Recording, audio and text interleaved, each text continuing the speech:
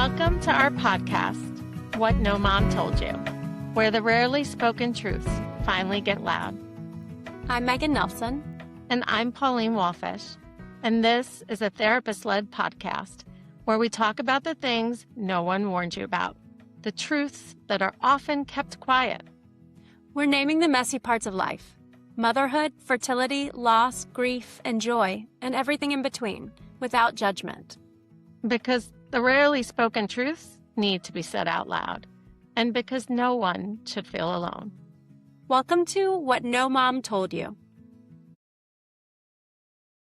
Hello and welcome back. I'm Pauline Walfish, and I am here with my fun and faithful and very cheeky co-host, Megan Nelson. Hi, everybody. We are here today as just a little look back to talk about our episodes that we've done. Yeah, and there's nobody else here in the room, so we get to just be ourselves and share with you some of our insights about some of our favorite episodes from the past few months. Although it was really hard to narrow it down. We might have to do a couple of these. Yeah. I'll do it. But before we get started, actually, Megan, I think you have an announcement to make. So let me just cue up the drum roll. We have been doing our podcast for 6 months now. How many was that, Megan? 6 months. 6 months. Oh, wait. I do think I hear our fans.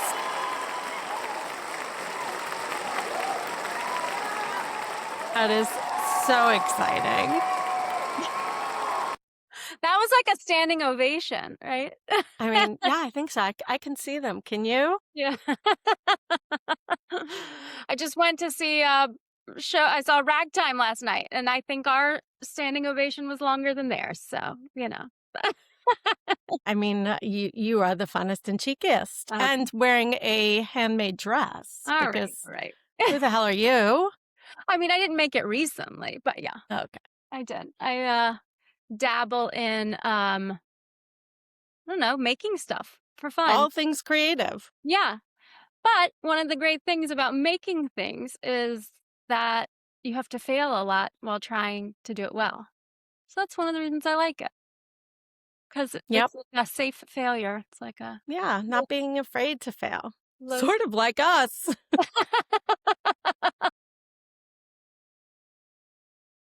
Still here. We're still here. Going strong, at least in our minds. We are... I think we're doing a really great job. Yeah. Well, we're doing what we set out to do, which is create a space where we can talk about these things with other people who know a lot about it, experienced it, want to talk about it. And the one thing that I think is surprising to me is how many people want and are willing to talk about it. And it hasn't been hard for us to find people to talk to. No, and there's so much to say. There's so much to say. And I have to say, I've said it before on other podcasts, I love being a therapist. I really, really, really love my job. This is so much fun. And the fact that, we're not therapists here, right? So, we have our therapist knowledge, but we're not in the role of a therapist, which also means, we're not limited to, confidentiality in this room. So, I can ask questions and people can share their story. Where, in the room, they get to share their story with us, but, it stops there. And we are very ethical therapists. So, what people say to us in the office, is vaulted. But here we have people who are not our patients, who are not in a patient-therapist relationship with us, who are willing to share their story in a way that other people can hear and relate to. And, that's the most exciting thing for me, because we've said it before. In our room, we're oh, I wish client B could hear client Mhm. A say this, right? Yeah. And, like, we can't make that happen. And so we do in group when we're lucky enough to have a group of people together, but that's small numbers. So this is exciting because we get to, like, be like, "No, no, say it again. Say again how hard this was for you." You know what's funny is you say, like, we're therapists, but we're in therapy, we're using our therapist brain, and here we get to do something else. I did have someone tell me that when I was in my therapist role, they're like, "You really have podcast energy." Did they So, know you had a podcast?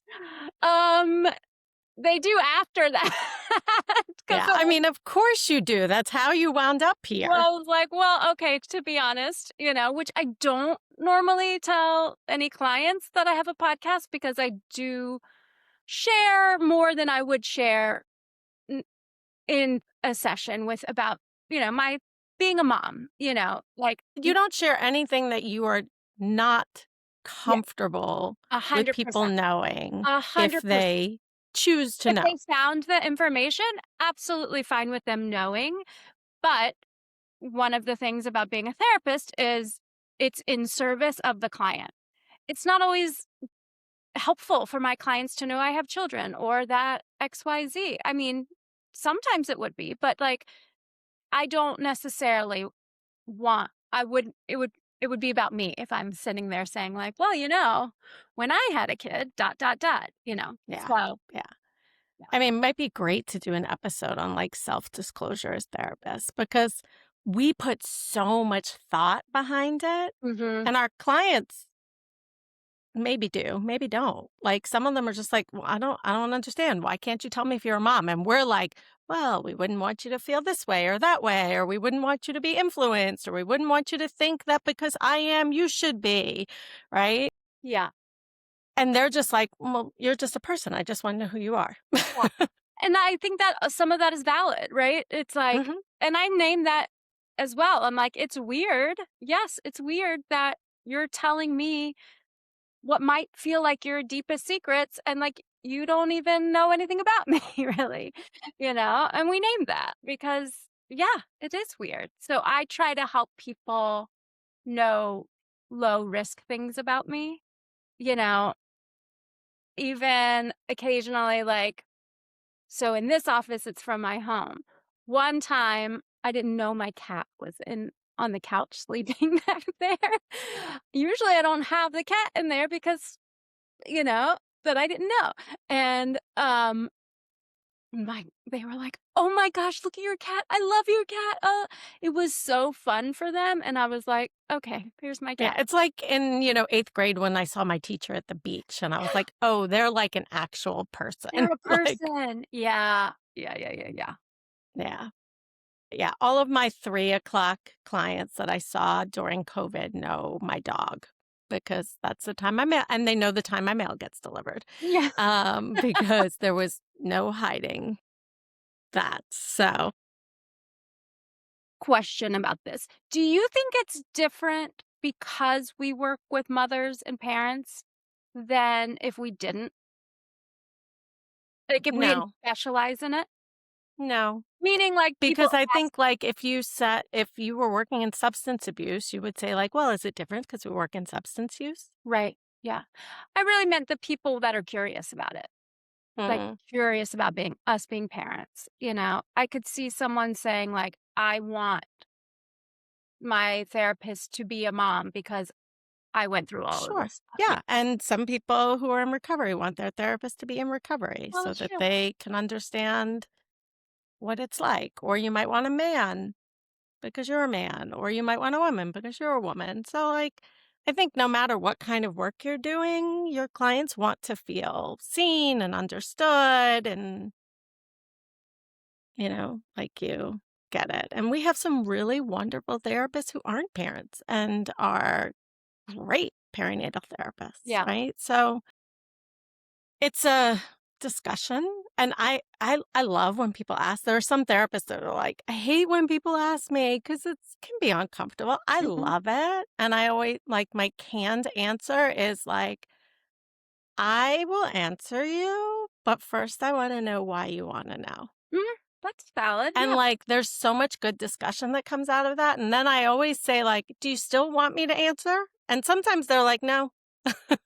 And then sometimes they're like, "Yes, I still wanna know." And then I will, but I mean, I guess if they were asking me something, I wouldn't have said that, but usually it's, "Are you a mom, or have you, been through infertility? Do you know what IVF is? How do you know what IVF is?" Right? So, I don't or, "Do you know anybody who's adopted a kid?" Like, I don't lead with that, like, that was a decision I made, that doesn't mean it's right for everybody else.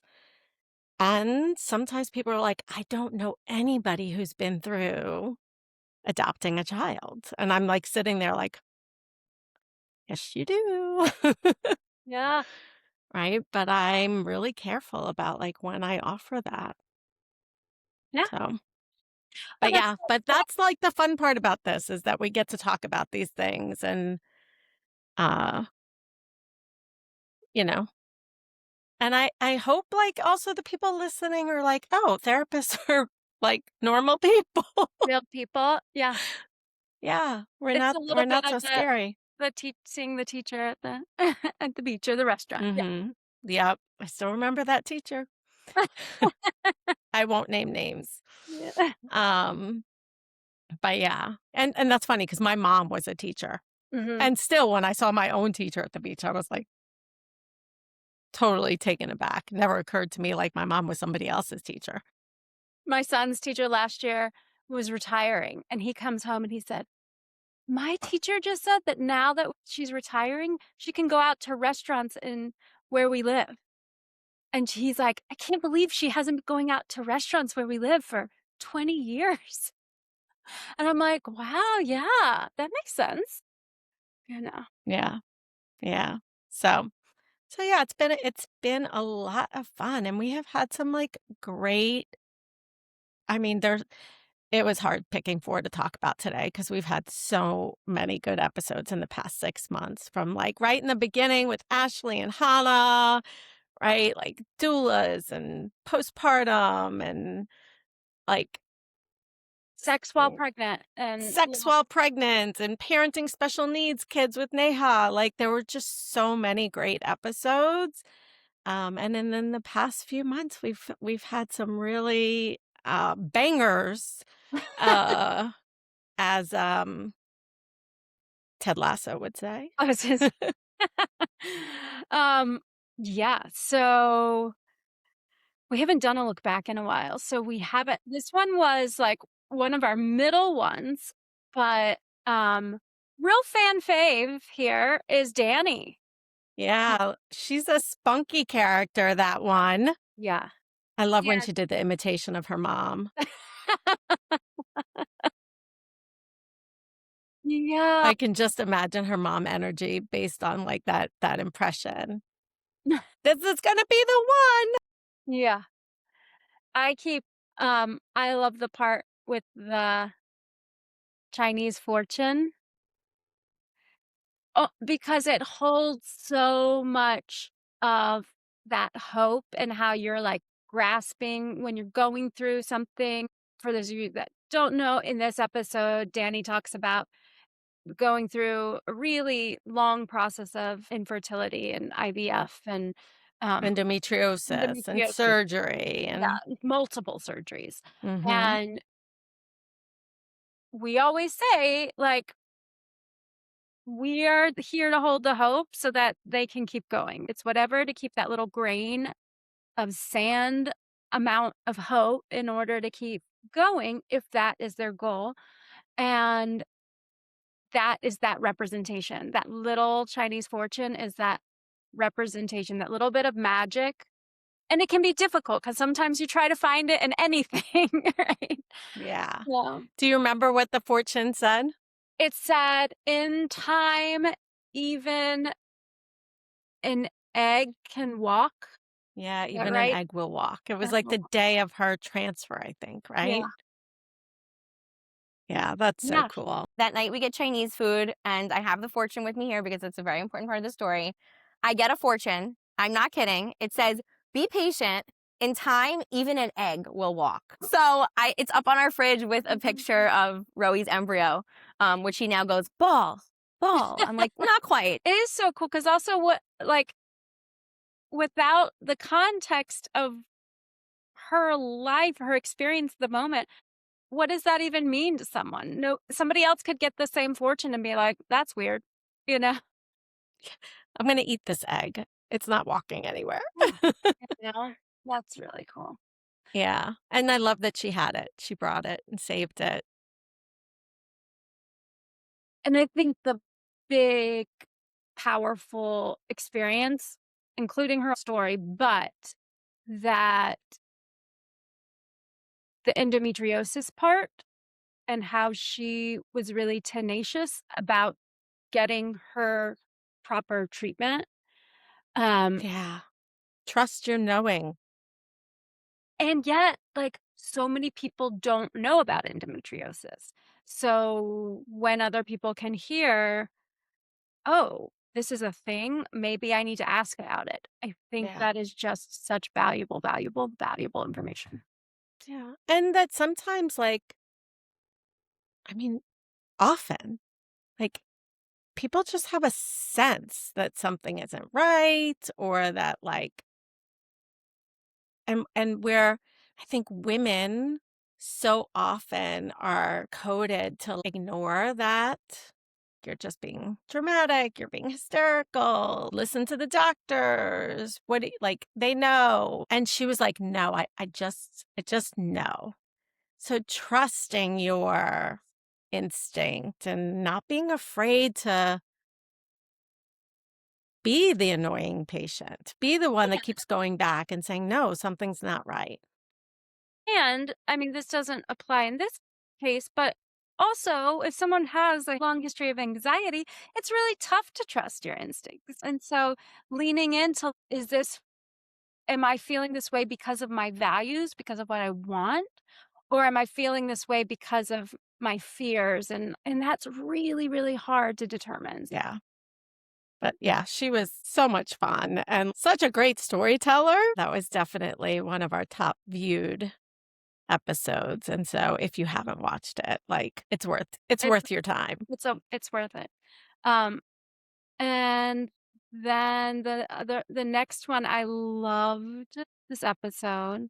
First of all, because she was in a Airstream trailer in the middle of like a campground in California on a years long, I don't know what you call it, adventure, I don't know, with her Yeah. family. And so Not because she had cooler glasses than you. I have those glasses, FYI, but I didn't wear them because she always, her signature is heart-shaped glasses, and I have 2 pairs. But Of A, course you do, Megan. I do. I don't always wear them because I forget that I'm wearing them, and if you wear heart-shaped glasses, people smile at you, and I would forget that I was wearing them, and I'm like, "Why are all these people smiling at me?" And then I have the scowl on my face, and you can't wear heart-shaped glasses with a scowl on your face. It's just not okay. So, I have to be really mindful, A, when I wear them, That's hysterical. and B, it's her signature, so I was like, I'm gonna let her have that. To be a fly on the wall when Megan forgets that she's wearing her heart-shaped glasses at, like, your podiatrist visit or something, you know? I am a little bit of an eccentric dresser, and so I'm used to people kind of looking at what I'm wearing sometimes, um, but it's a different look. It's a Yeah. look and a smile, but you're like, "What is going on here?" Like, "Oh, Okay. right, I have my glasses on." So, Mm, okay, so that's not fair. why you loved the episode. No, but I do love her glasses on her. Um, I love Erica's episode, Birdsong Doulas. She's one of the founders of Birdsong Doulas because my favorite line that she says from it is, "Resources are our love language." I think that's how she said it. If I can tell any pregnant or, newly postpartum parent, it's like, how can we prepare? How can we prepare? How can we prepare? Yeah. And Well, she says, like, we have to start centering postpartum, right? That it's not just about the pregnancy. It's not just about the delivery. No mom told me, but I probably learned it the hard way, but that learning how to receive would be the greatest gift to myself in parenthood. Yeah. That permission to receive. and I don't know how many times I hear people say, "Oh, my partner's going to take a week off of work or 2 weeks off of work and we don't really want anyone to come." And I want to be like, "Are you sure? Are you sure?" Like Yeah, because somehow. we also know how many people are like, "I didn't realize how hard this was gonna be, or how little I was actually gonna sleep, And how eating would feel like a monumental task or showering." or showering. Yeah. Or the Yeah. I don't know what I'm doing. Newsflash. Nobody does. I know nurses that are like, I take care of babies for a living. And yet in the hospital, we have systems and timers and beeps and monitors and we'll feed them on a schedule. And they're like, this is not the same thing. Yeah, no. No, and every baby's different. Every mom is different. I it just we pay so much attention to pregnant women, right? We have a baby shower while they're pregnant. We take maternity photo shoots. We go to the doctor every 2 to 4 weeks, sometimes once a week, and then you have a major physical trauma, whether the baby came out your vagina or a C-section, and we're like, "See you in a few weeks." I mean, you think about it, it's just crazy. It is crazy. Yeah. And the disconnect between the OB and the pediatrician, they are not the same types of doctors, but it's kind of your only tether to this new experience. And it's kind of like, who do I go to for help? Yeah. At the risk of derailing, I just have to say, you said something about the OB and the pediatrician. This world is just backwards. In New York, do you know who does circumcisions on boys? The OB, right? The OB! The Yeah. woman who not woman, I guess it could be a man, but the doctor who is trained in all things vaginas is the one that does the circumcisions on the penis. How does that make sense? Yeah.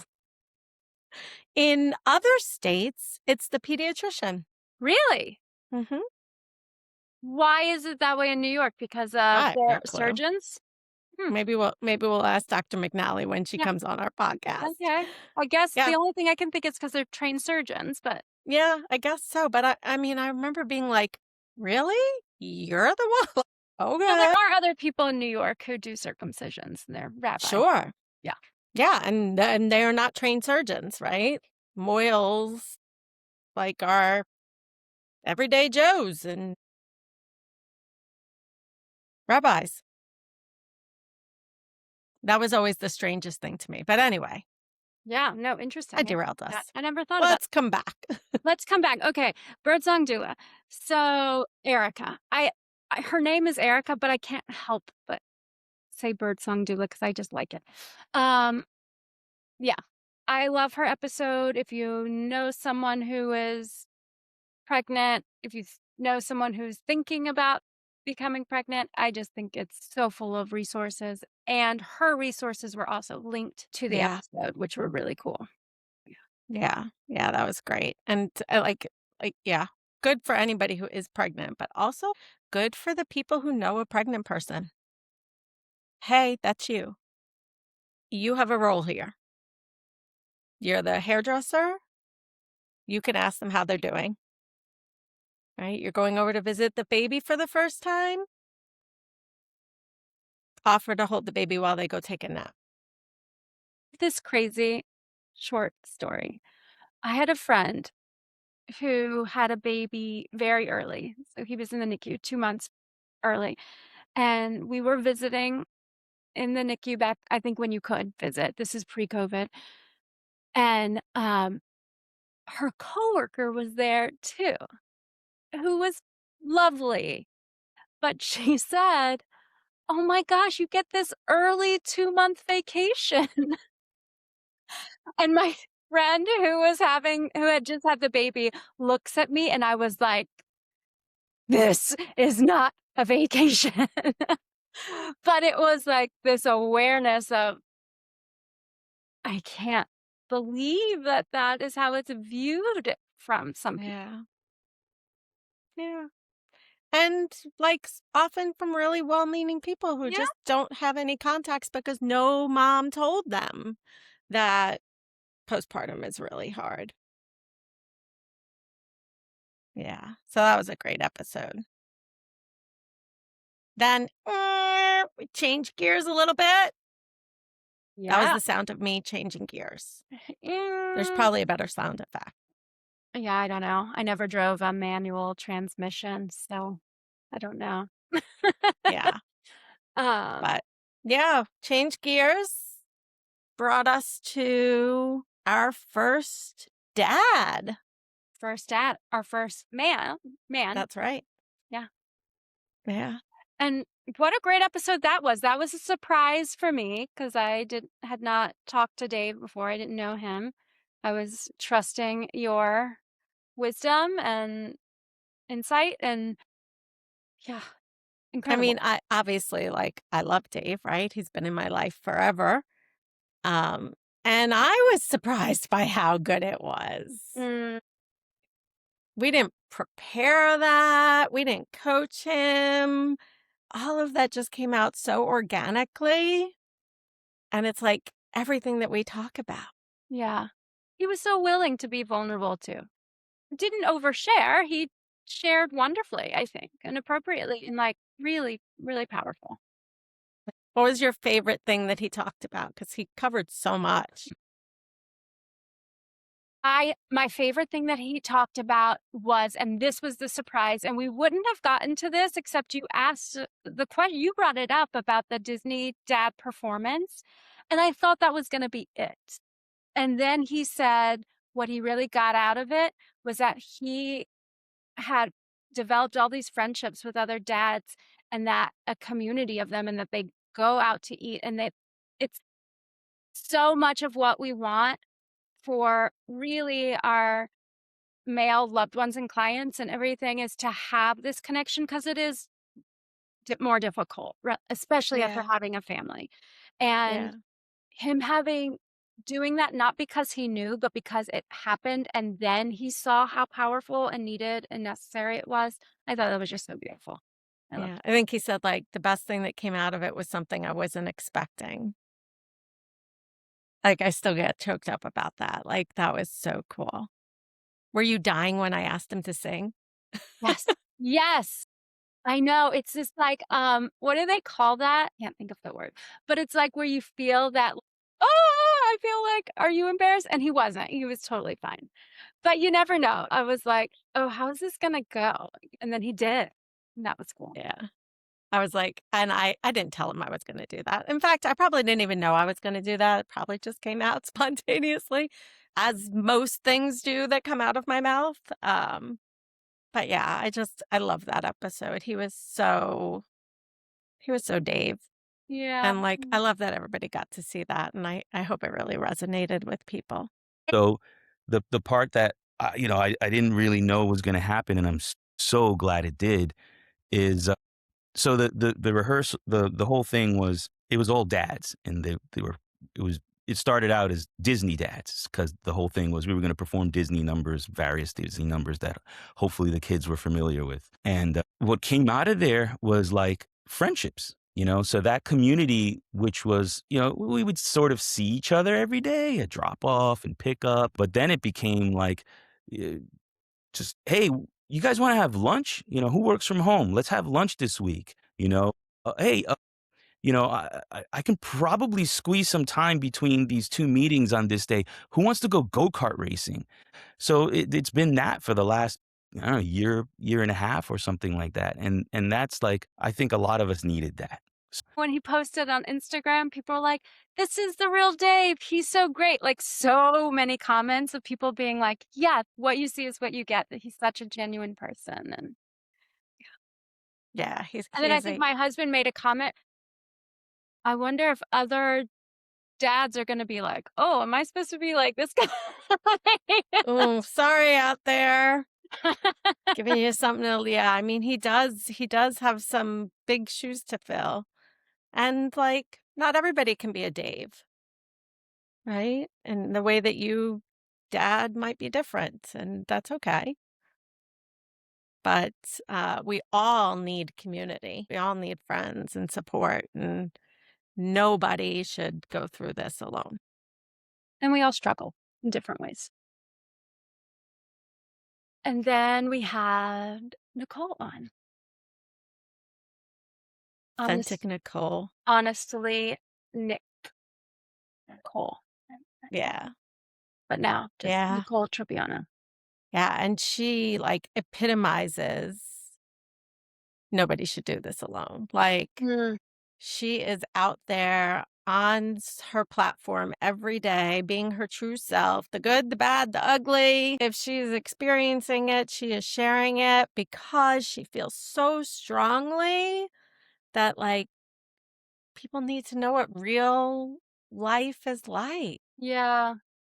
So what do you think resonates with people with your presence online? I think that it's not one specific topic. I think it's authenticity. And like you'll hear me repeat like authenticity, transparency, honesty because it's really just how I live my life and I think that regardless of what topic I'm talking about, when you're being honest about it, people can tell. You know, like I don't do double takes. I don't do like hey, oh my god, oh shit, hold on, I got to run that back. No, like you get what you get. I'm stream of consciousness. People know that. That's why sometimes I put my foot in my mouth. Oftentimes I'll double down, but it's what you get. And I think that that's what some people hate and some people love, you know? I think one of the things that I sensed from her is a really beautiful, yes, she is very authentic. That's her thing. But also she has a confidence. And the confidence isn't, I'm confident because know how to do everything and I'm doing it well. It's, I'm confident that I care. My intentions are good. I'm going to make mistakes. And so I'm going to do it anyway, you know? Yeah, And I, I'm good enough, yeah, right? Like we tell people all the time, like, you don't have to be great. You just have to be good enough. yeah, yeah. Right? And she's like totally confident in like, this is me. I'm good enough. You don't like me? That's okay. Not everybody's going to like you. Not everybody's going to like me. Everybody might like you, Megan. I mean, Are you kidding me?